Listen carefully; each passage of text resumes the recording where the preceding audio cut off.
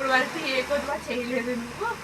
దేవుణ్ణి నమ్ముకున్న వాళ్ళకి ఏ మేలు కొదువుగా ఉండదని చెప్పావు కదా. నాకు ఇప్పుడు గర్భఫలం కొదువుగానే ఉంది. ఇటు నా తల్లిదండ్రులు చిన్నపిల్లలు ఎత్తుకోవాలని ఆశపడుతున్నారు, నా భర్త ఆశపడుతున్నారు. నాకు నువ్వు ఒక కుమారుని ఇస్తే నేను నీ సేవకునిగా చేసుకుంటాను. దేవుని భక్తిలో అమ్మాయి అయినా అబ్బాయి అయినా పుడితే దేవుని భక్తిలో పెంచుకుంటాను దేవా. నా బిడ్డగా కాకుండా నీ బిడ్డగా చూసుకొని మంచి సేవలో మంచి ప్రార్థనలో నడిపించుకుంటానని దేవుని ప్రార్థించుకున్నాను. ప్రార్థించిన 3 వారాలకి నాకు గర్భఫలం అందటం జరిగింది. అప్పటి నుంచి కూడా నేను గర్భఫలం అందిన కాంచి కూడా ఎన్నో, అంటే నేను చిన్న జాబ్ ఒకటి చేసేదాన్ని. మా మేడం వాళ్ళు రెడ్డి కూడా రావాలి, అటు రావాలి, ఇటు రావాలన్నప్పుడు కూడా సరే 2వ నెలలోనే డాక్టర్ గారు నువ్వు జర్నీ చేయొద్దమ్మా, నీకు 12 సంవత్సరాల తర్వాత అందిందని చెప్పారు.